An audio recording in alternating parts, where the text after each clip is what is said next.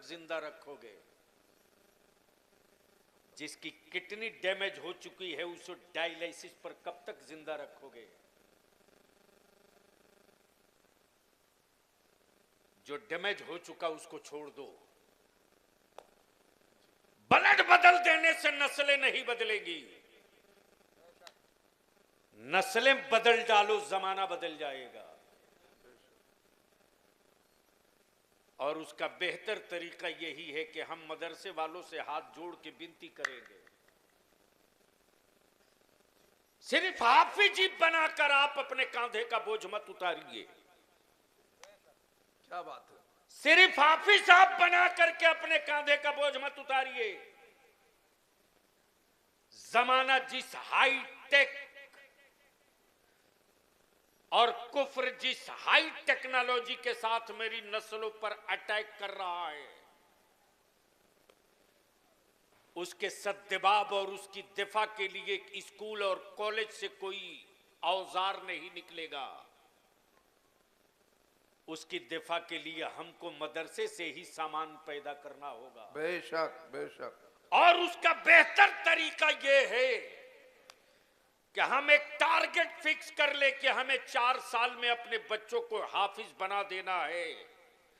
तो सिर्फ 4 साल में हाफिज बना करके कांधे का बोझ मत उतारिए, बल्कि इस 4 साल के हिफ्ज के साथ साथ एक ऐसा मॉडर्न निसाब लाइए जिसमें साइंस भी पढ़ ले, मैथ भी पढ़ ले, अंग्रेजी भी पढ़ ले, हिफ्ज करते करते हाई स्कूल कर ले, फिर 11वीं में वो खुद फैसला कर ले कि हाफिज भी बने, लॉयर भी बने, हाफिज भी बने, डॉक्टर भी बने, हाफिज भी बने, मास्टर भी बने, हाफिज भी बने, वकील भी बने, हाफिज भी बने, नीट के एग्जाम की तैयारी भी करे।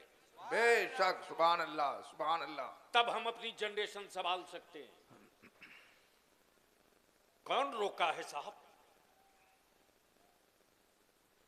बैरखेड़ा इतनी बड़ी आबादी, जी सब मुस्लिम, इतनी बड़ी आबादी। अरे अगर हर बैरखेड़ा का हर चूल्हे वाला आगे आइए सर, अरे नहीं तशरीफ लाइए आगे, दुरूद शरीफ पढ़िए। अब मैंने दुरूद शरीफ पढ़ने को कहा। अल्लाहुम्मा सल्ली अला सय्यिदिना व हबीबिना व मौलाना मुहम्मदिन व बारिक व सल्लिम सलातन व अल्लाहु सलाम रब्बु मुहम्मदिन सल्लल्लाहु अलैहि वसल्लम नहनु इबादु मुहम्मदिन सल्लल्लाहु अलैहि वसल्लम।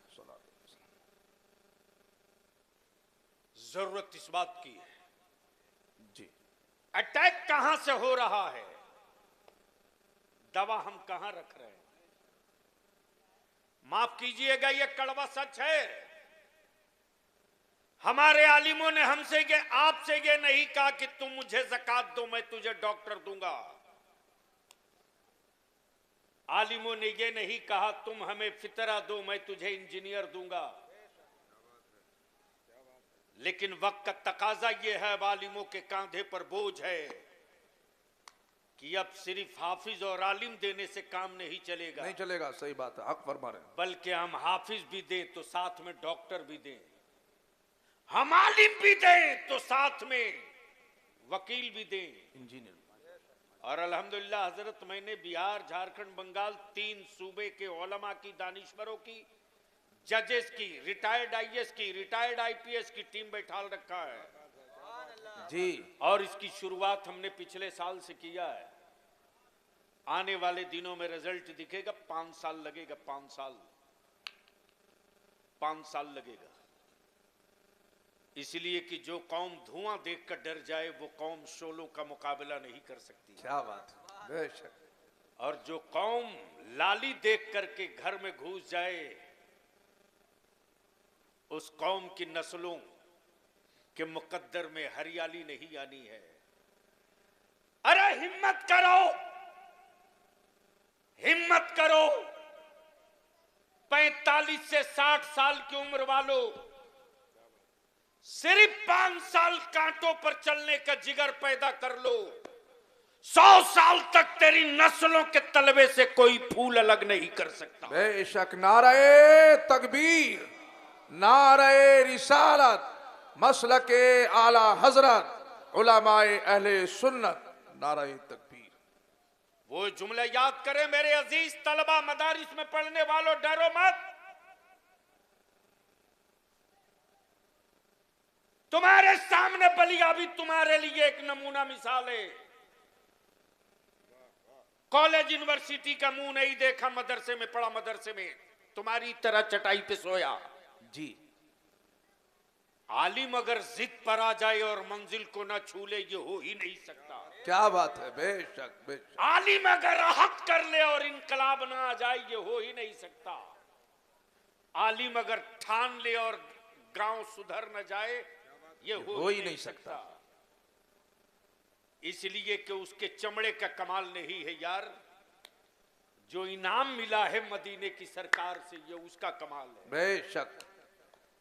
इसलिए दिल लगाकर एक बार मोहब्बत से कह दें, या रसूल अल्लाह, या रसूल अल्लाह। एक बार दोनों हाथ उठाओ, मदीने की सरकार को आवाज दो, लब्बैक या रसूल लब्बैक या अल्लाह। रसूल अल्लाह, लब्बैक या रसूल अल्लाह। जोर से मेरे साथ पूरा स्टेज और नीचे एक साथ, एक साथ। स्टेज वालों के हाथ अगर खाली हो तो हाँ, वरना स्टेज पर भी नहीं हजरत, स्टेज पर भी मोबाइल में ही हाथ इंगेज है ना।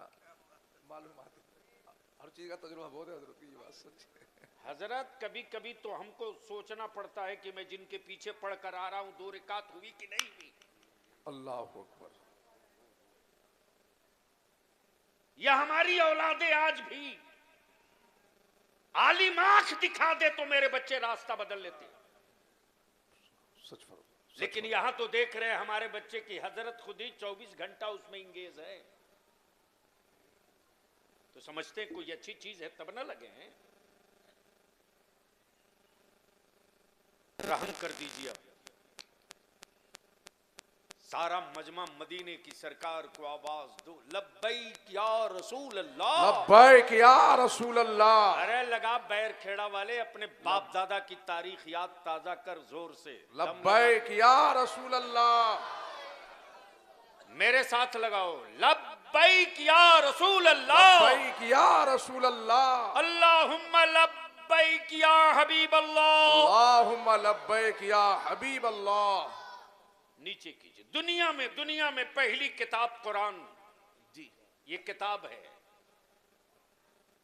किताब का नाम कुरान, जात का नाम मुहम्मदुर रसूलुल्लाह। बेशक। जात का नाम मुहम्मदुर रसूलुल्लाह, मुहम्मदुर रसूलुल्लाह सल्लल्लाहु अलैहि वसल्लम। अभी आप नारा लगा रहे थे मसल के आला हजरत जी। यानी क्या गजब की बात है साहब। यानी इतना बेरोजगार हो गया है हमारे यहां मौलाना हजरत लोग। क्या बेरोजगारी और बेकारी है साहब। फतवा रज़विया पर कोई बहस नहीं, हुस्सामुल हरमैन समझने की औकात नहीं, हदायके बख्शिश का सही मफहूम न बता सके, लेकिन बहस कर रहे हैं कि आला हजरत कैसे हो गए। जैसे लग रहा है कि आला हजरत बनाने में इनके अब्बा का हाथ था। तब बलियावी कहता, अकल के टूअरों जब कई हजरत लड़ रहे थे। क्या बात है, क्या बात है, माशाअल्लाह। कई हजरत लड़ रहे थे, हजरत लड़ रहे थे और फैसला हो नहीं पा रहा था कि हक क्या है, सही क्या है। लड़ रहे थे हजरत, फैसला नहीं हो पा रहा था।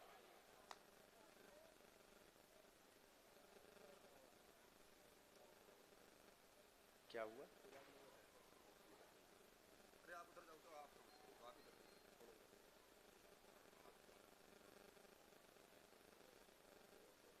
जी।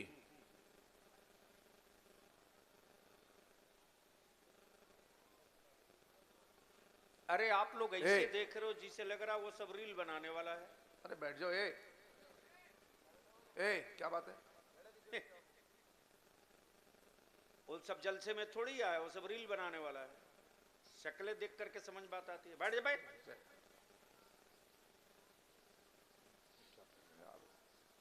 मदरसों को बदनाम हम तो हजरत रखते हैं सीधे कैंची। जहां पकड़ाया बाल मुट्ठी में काटो। हम बोझ पालने के लिए नहीं मदरसा खोले हैं यार, क्वालिटी के लिए। No compromise. आर्मी और आलिम दोनों एक होता है, फौजी और आलिम दोनों एक होता है। जी आर्मी और फौजी सुस्त पड़ जाए तो मुल्क बर्बाद हो जाए जी। और आलिम अगर आराम तलब हो जाए तो मसलक और दीन बर्बाद हो जाए, कोई नहीं रोक पाएगा। हक फरमा रहे। सुन लीजिए, दुनिया में पहली जात, पहली किताब, किताब का नाम कुरान। हजरत जी कलामुल्लाह। धर्म बहुत, किताबें बहुत, और हमारा भारत तो इसमें विश्व गुरु बहुत पहले बन चुका है, मालूम है? यानी भारत आजाद हुआ 1948 में। कब हुआ? 1948 अरे 47 कब हुआ? 47 47। जी 48 मैंने जानबूझ के कहा है नहीं 47 में हुआ। ताकि समझ में बात आ सके कि कहीं ऐसा तो नहीं कि बस लाशें हैं उन्हीं के बीच बोल रहा हूं। समझ में बात आ गई। मुल्क आजाद कब हुआ? 1947। हजरत आप मत बोलिए ना। मुल्क आजाद कब हुआ? 1947।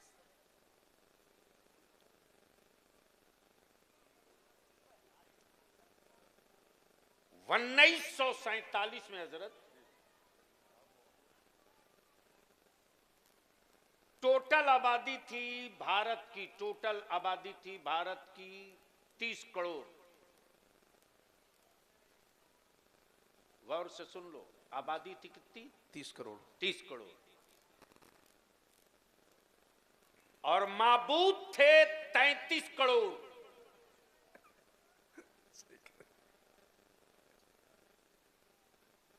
माबूद 33 करोड़, जी आबादी 30 करोड़।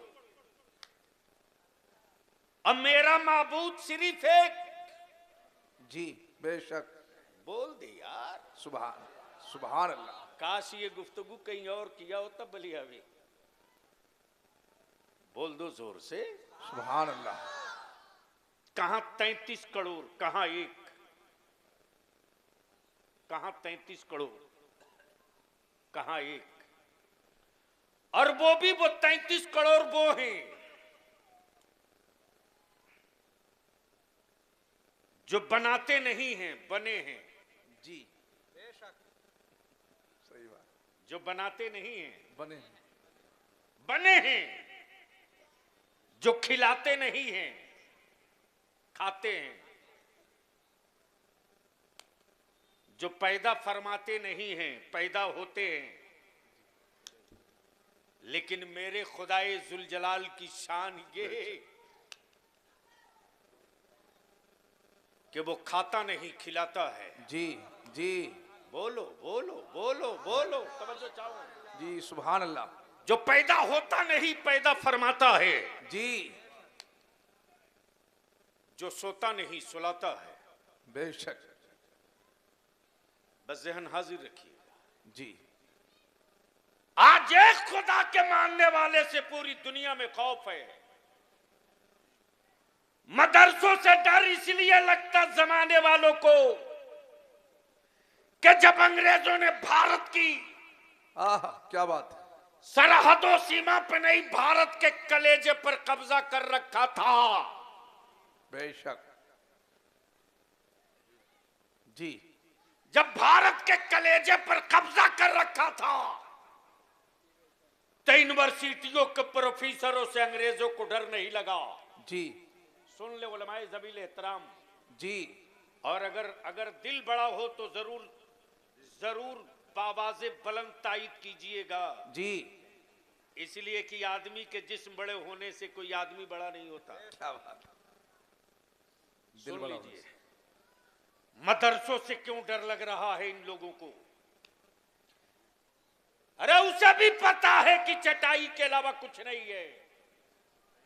उसे भी मालूम है कि ज़कात के पैसे से बच्चे पलते हैं। जी। उसे भी मालूम है कि फितरे की रकम ना आवे तो भूखे रहेंगे। उसे भी मालूम है कि अगर ज़कात खैरात न मिले तो असातिज़ा को नजराना नहीं मिलेगा। फिर भी डर क्यों लगता है? तो डर की सिर्फ एक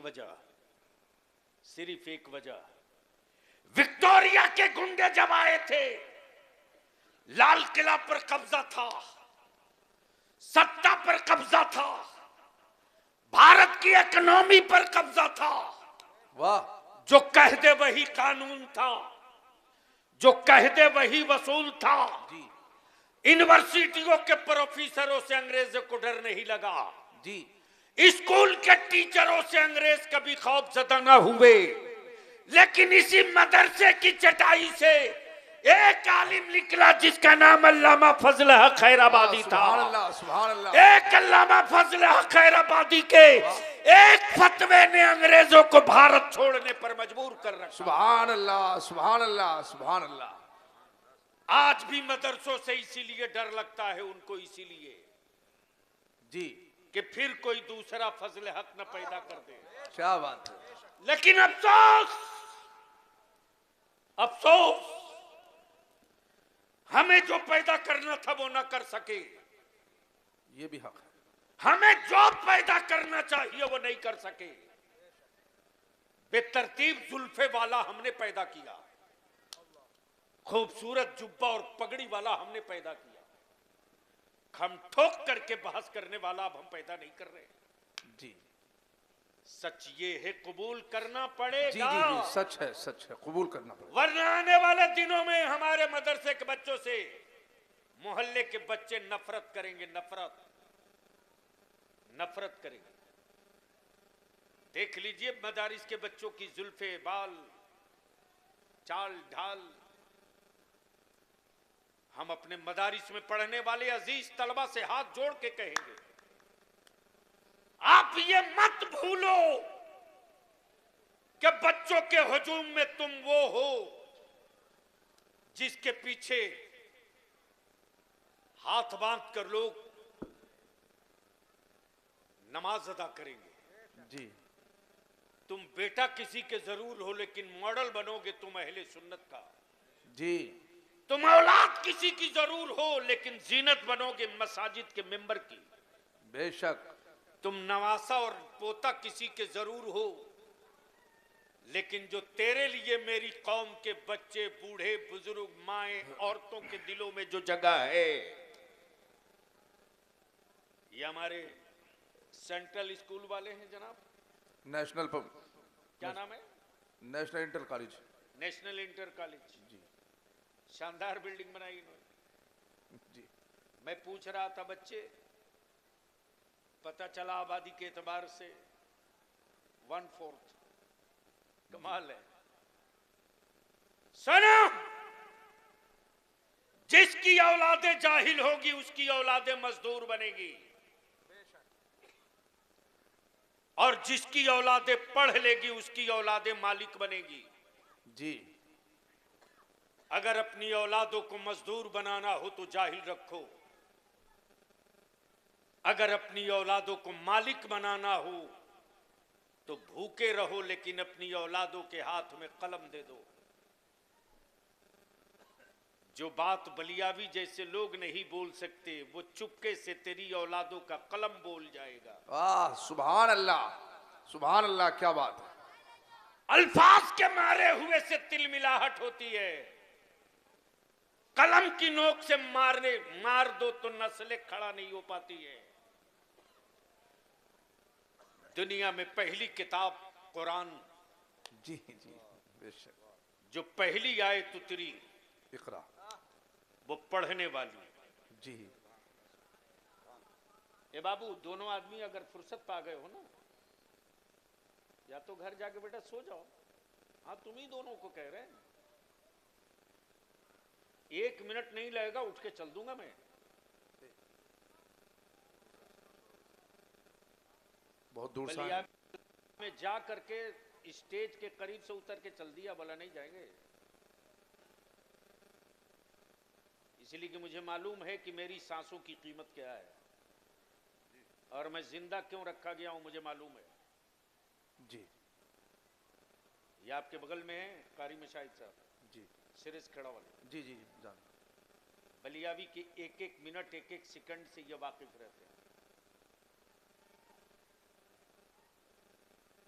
इसलिए मैं इसके लिए थोड़ी हूं यार, ये तो जिद थी।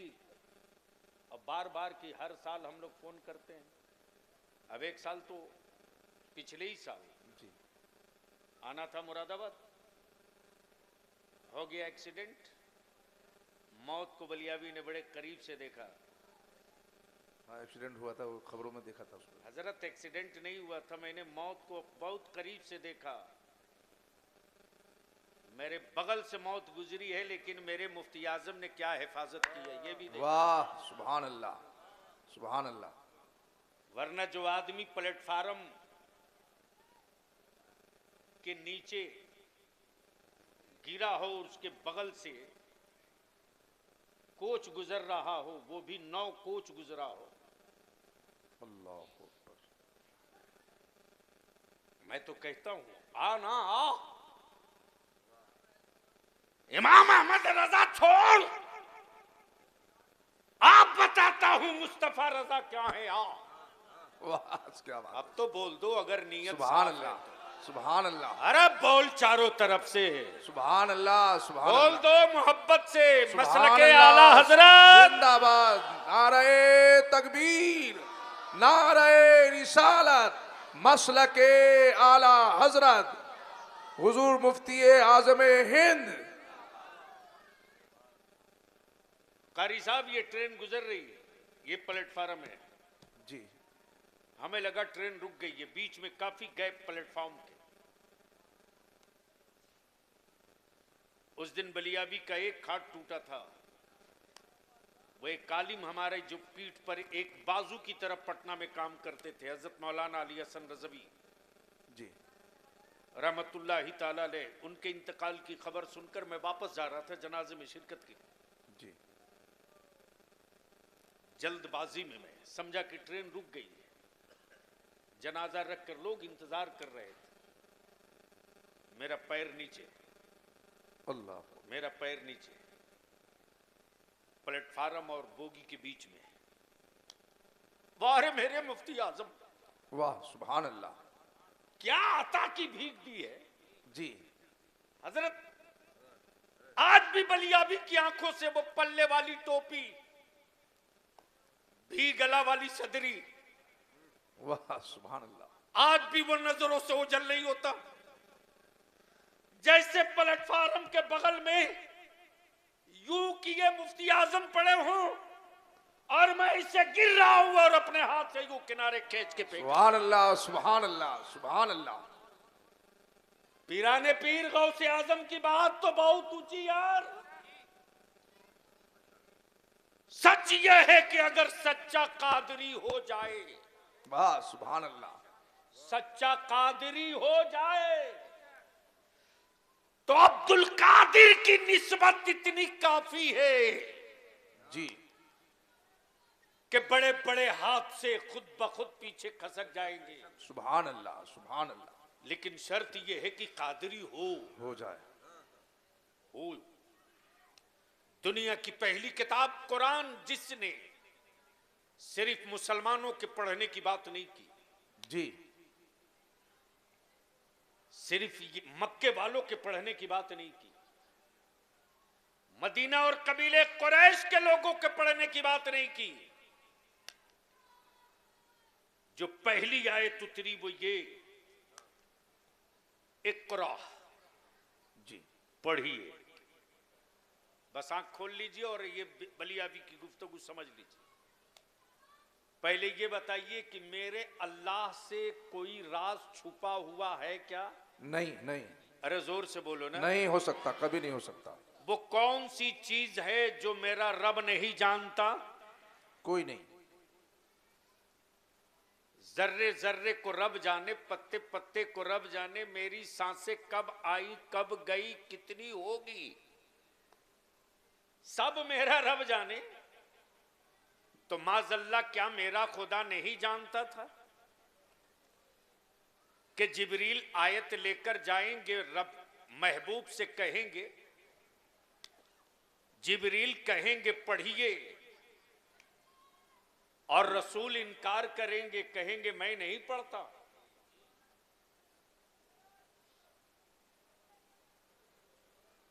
तो जब महबूब इनकार करेंगे तो फिर जिब्रील के जरिए ये कहलवाने की क्या जरूरत के पढ़िए। जी बस यही समझा दूं, गुफ्तगू खत्म। दुनिया में तन्हा कुरान जिसने सारी कौमों के पढ़ने की बात की, और पूरे 30 पारा में कोई एक आयत बता दो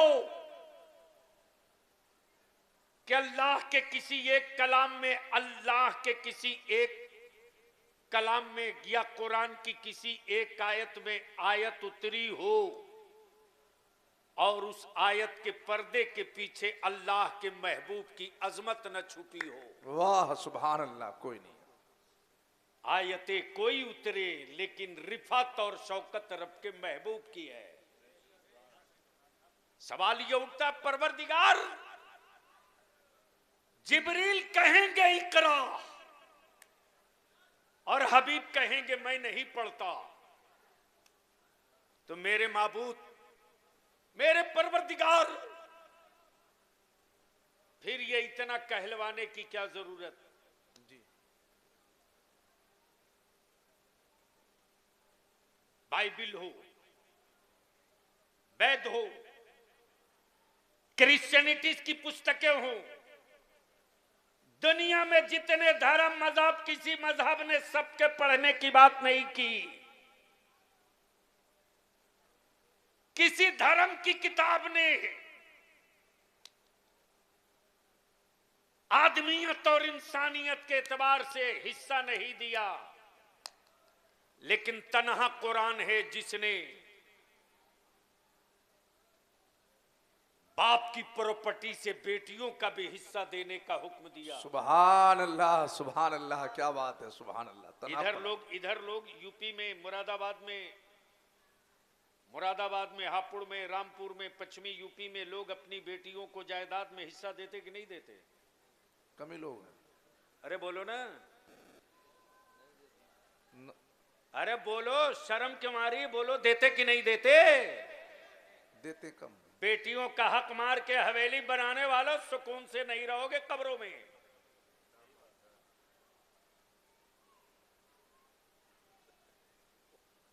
80% बेटियां तो यूं ही अपने बाप की दौलत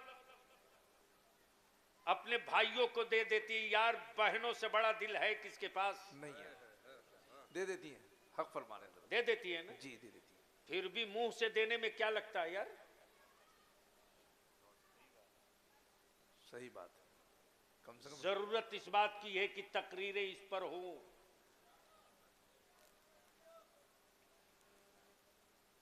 बेटियों का हक मारना बंद करो आप। जिस दिन बेटियों को बाप अपनी जायदाद में हिस्सा देने लगेगा ना, उस दिन जहेज की लानत खुद ब खुद दम तोड़ देगी। जी कारी साहब, ये मैंने प्रैक्टिकली बिहार, झारखंड, बंगाल में शुरू किया।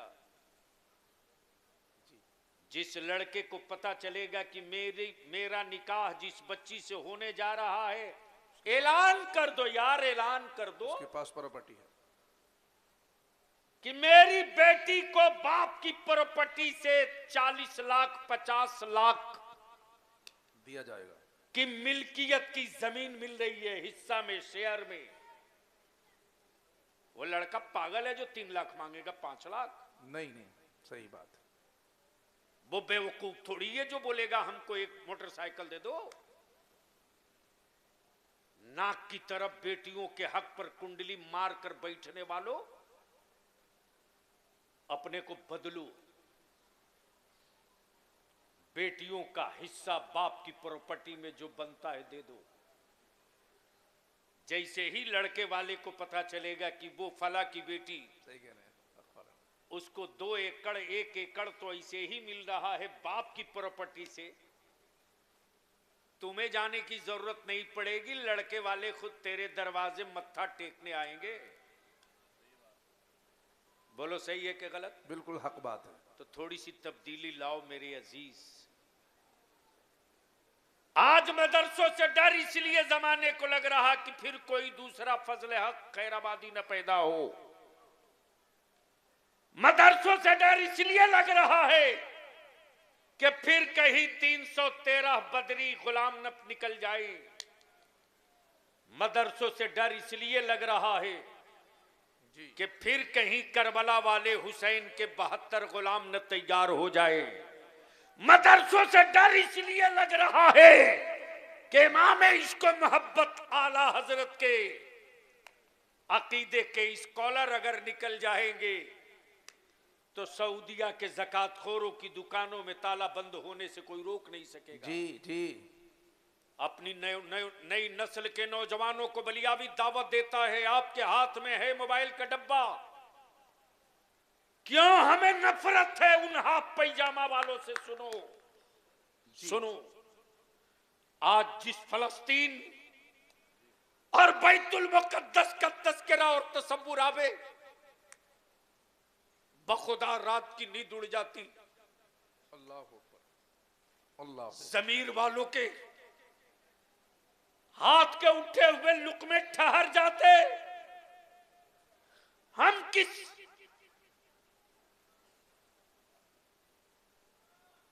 किस बोझ के नीचे दबे हैं। अल्लाह अकबर, अल्लाह अकबर।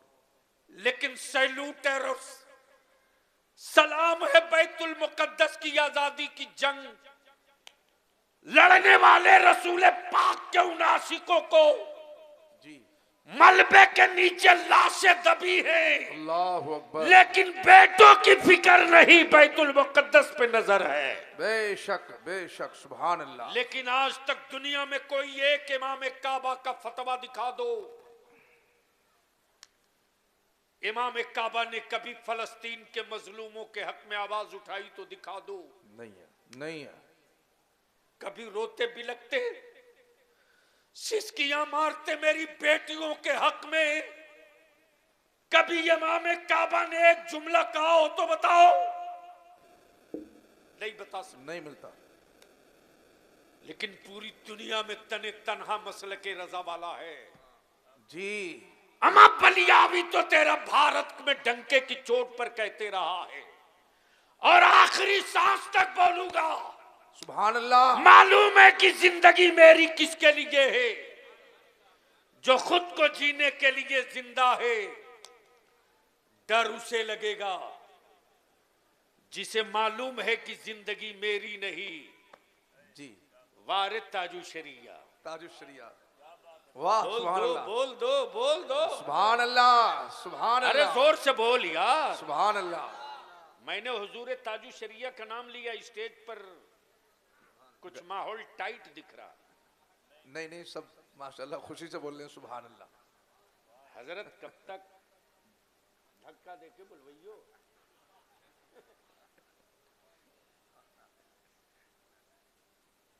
क्या खानदाने रजा का मुकाबला? जी जी।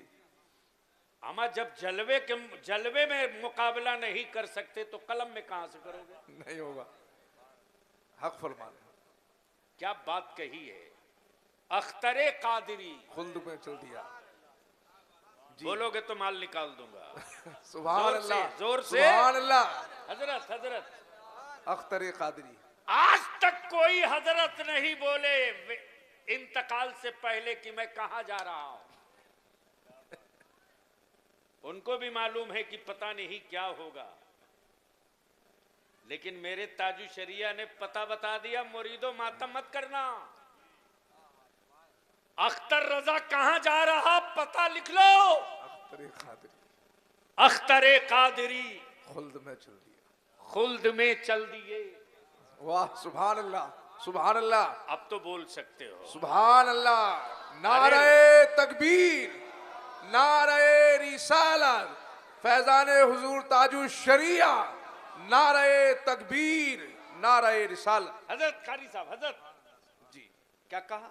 अख्तरे कादिरी खुल्द में चल दिए। सुभान अल्लाह। सारे सिलसिलों की दीवार तोड़ के बता दिया कि मेरे साथ कौन कौन जाएगा। जी, अख्तरे कादिरी खुल्द में चल दिया। खुल्द में चल दिए। खुल्द वाहे हर एक कादरी के लिए, कादिरी के लिए। सुभान अल्लाह। खुल्द वाहे हर एक कादरी के लिए, कादिरी के लिए। मेरे अजीज, आज पूरी दुनिया में धूम है और रिसर्च कुरान पे किया जा रहा है, रिसर्च कुरान पे। जी, और रिसर्च इस बात पे हो रही कि 12 साल 13 साल के बच्चों के दिलों में ये 30 पारा। वाह वाह वाह। 12 साल 13 साल बच्चों के सीने में 30 पारा। ये एजाज है कुरान का। बेशक बेशक। इस्लाम दुनिया में किसी के कृपा पर नहीं है। इस्लाम वो मजहब है। बलियावी से कारी साहब एक साहब उलझ गए। तो मैंने कहा यार गलत जगह हाथ डाल दिए हो, सीधा कर दूंगा तुम 2-4 महीने चीखोगे। जी, बोला बताइए। हमारे यहां 13.25 लाख दिया जला। जी, क्या कहा? 13.25 लाख दिए जले। मैंने कहा सत्ता के खजाने से पूरी दुनिया जला दो, कौन रोका है? सही बात। इस्लाम में कि किसी एक मस्जिद में बिजली चोरी की बिजली का कोई एक बल्ब जलता दिखा दो। जी, तो जिस मजहब की इबादत चोरी की रोशनी में नहीं हो सकती, जिस मजहब में इबादत चोरी की रोशनी में नहीं हो सकती, उस मजहब की इबादत गाह चोरी की जमीन पे कहां से बनेगी? कहां से बनेगी? सही बात। इसलिए हम अपने मदारिस के जिम्मेदारान से, असातिज़ा और कमेटी के लोगों से इल्तिजा और अपील करेंगे कि सिर्फ हाफिज जीप बनाकर निकालने का वक्त नहीं। हक फरमा रहे। 4 साल का एक टारगेट हो और उस 4 साल के टारगेट में है कोई जरूरी नहीं कि 100-200 बच्चे रहे, 25 रखिए, 30 रखिए। बढ़िया डाइट, अच्छी खुराक। और सेठों को कह दीजिए तेरे घर बच्चे खाने नहीं जाएंगे, मेरे आका के मेहमान हैं, बना के ला यहीं खिला देना। जी, और अगर देखना हो तो कारी साहब एक बार आइए पटना। जी, अदारे शरिया का एक शोबा है मदरसा शरिया, देख लीजिएगा। अच्छों के पसीने उतर जाते हैं। कोरोना में देश बंद था, हमारे बच्चे पढ़ रहे थे, 4 सिपाही ड्यूटी भी कर रहे थे। डरने का नहीं, हिकमत अमली के साथ डिजाइन करने का। और हमारी नजर इस पर रहना चाहिए कि ये जो बनना चाह रहा वो नहीं बनाएंगे, जो हम बनाना चाहते हैं, जो इस वक्त दीन और मजहब और मुल्क की जरूरत है वो इसको बनाएंगे, वो बनाने इंशाअल्लाह। सही बात। और उसके लिए हम तो कोशिश में लग गए हैं। एक तालीमी बोर्ड की तश्कील हो रही है और उस तालीमी बोर्ड के जरिए इंशाअल्लाह वो पूरा सिस्टम होगा। एक पेपर, एक पर्चा, एक टारगेट, एक साथ एग्जाम। जमाते राबिया के बाद हम अपने बच्चों से पूछेंगे बोल अब किधर जाना चाहता है। जी, जी, हिफ्ज करते करते हमारे बच्चे खुद बोल पड़े कि अब हमको किधर जाना है। इसके लिए जरूरत इस बात की है कि हम अपने बच्चों को उसी एतबार से तैयार करें